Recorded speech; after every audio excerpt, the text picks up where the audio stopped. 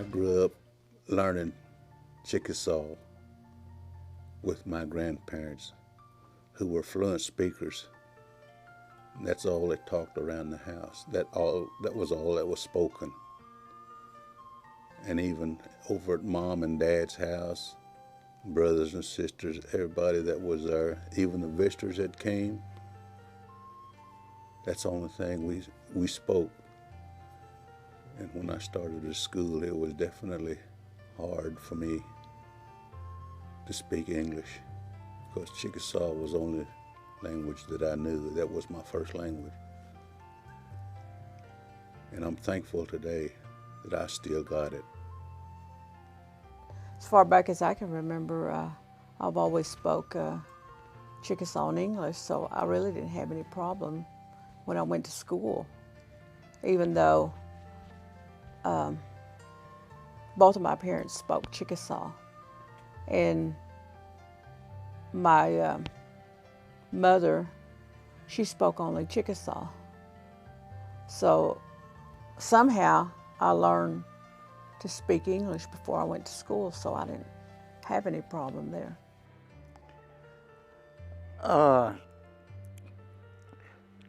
Hulsap sali ma nanchme yamko atanali tuk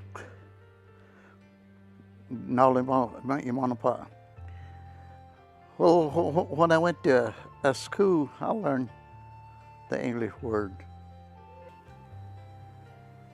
It wasn't too difficult for me, simply because English was also spoken in my household, in my home. And then when we went to school, then I had rather speak Chickasaw, but it wasn't too hard to learn English. Some things I didn't understand, but had to learn those things. But it wasn't that difficult. It was a lot of fun. We used to play like recesses, and you couldn't hear nothing but Chickasaw kids talking. We'd eat dinner together, walk back home together, go to school together and everything. And that's the way we went to school. We walked. There wasn't no buses. Chugmatu Chukor Schmolish Mechko Hulsapsa. Chugmatu. Well, I like to go to school. I learn how to play and all that stuff, different kind of game. It wasn't too much out of the ordinary, I guess, from nowadays. Hulsapsa Elikat Nahulu Anupa Itanali Mecha Himakashka Anupli Litimonoholi Nana Ila. When I was growing up, when I went to school, I learned about a lot of ways, in English ways in Chickasaw. I had a hard time going through school, but my grandparents made me stay in school till I graduated. But in the end, I went to a government boarding school from my sophomore year on up to high school, senior. And it's strange when you go to that boarding school, how they won't let you talk your own language. I know we used to have some duties that we used to have to do when we was at boarding school. And if you got caught doing anything wrong, you was put on what they called extra duty.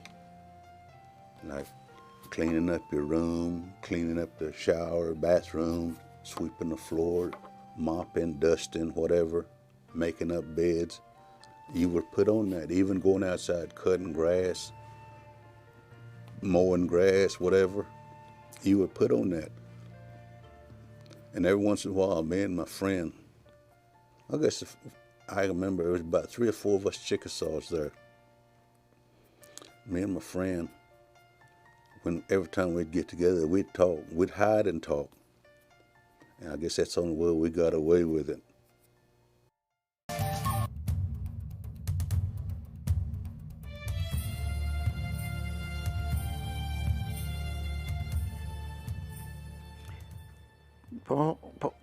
Lawa ho te shanatu. Nana te mono hole. O kliligwa. Pila nana we anocha hola lema. Nana iti bilainka. O bai kalma te mono hola te.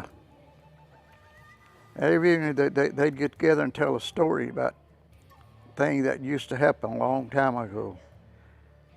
And it was a lot of fun to listen to the old elders that would tell the stories. Some of the stories would relate to like the children, and then there was stories like the adults would tell.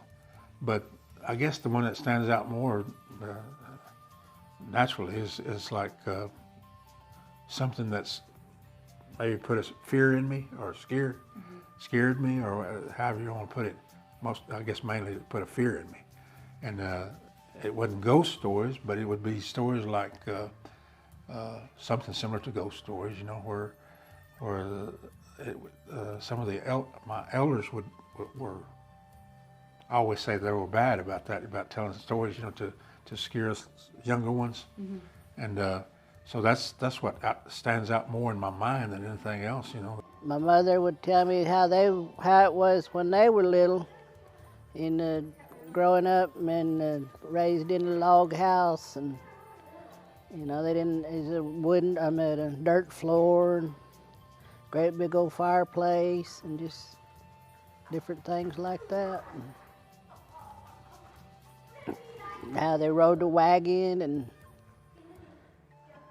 all that. A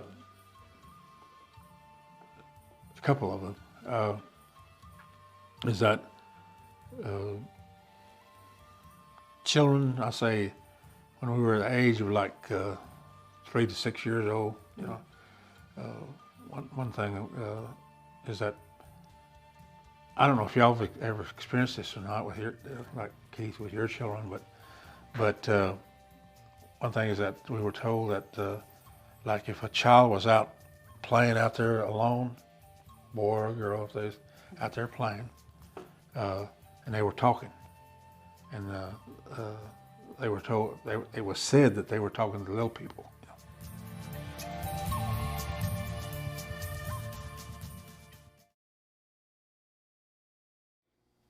I used to always wonder what would happen to my language.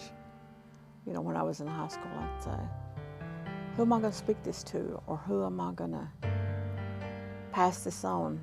And I thought, you know, it'd probably end with me, but I'm glad that we're doing other things to preserve our language, you know, with flashcards or having classes, community classes, and now I'm teaching at East Central University, which I never thought I'd ever be doing. I think the main thing, the best thing that they're doing, I would say, is that trying to preserve the language as part of the culture, you know. Maybe that's the main thing, you know, that any tribe or any race of people, you know, that I always think about that, and that's the most important thing, to preserve language, you know. They seem to be doing pretty good. It's going to be a lot of changes though, because of the new things that come about today, you know. So it's going to be a lot of change. Even what they do over here right now is a lot different than when I was growing up, the way it's talked. Ilakalet itimon holen chipote mashangma imon holing yam kut anopa ilakalet itimon holekan. We need to keep our young generation, we need to teach them so that they could, when they have the kids, well, their children can learn and keep our tradition stuff going. If they don't, like my little ones, grandbabies, they're just little, but 2 and 3, but yet they know a lot of the you know, ears and eyes and nose. They know such as that. If I tell them what I'm talking, when I talk to them, well, they can tell me. So they pick it up better whenever they're younger. You know, I always think about the young kids, young generation, Chickasaw people, kids that's coming up today. I said, I had it rough. But today I said, the parents are speaking English. They don't even speak Chickasaw anymore. They got it made. Go right on into Head Start, speaking English. See, we didn't have Head Start back then. Wasn't no such thing. But this is fun. I enjoy it. I like to see the language come back, especially with this young generation. But I know it's impossible. They'd rather stay to the modern way as it is right now.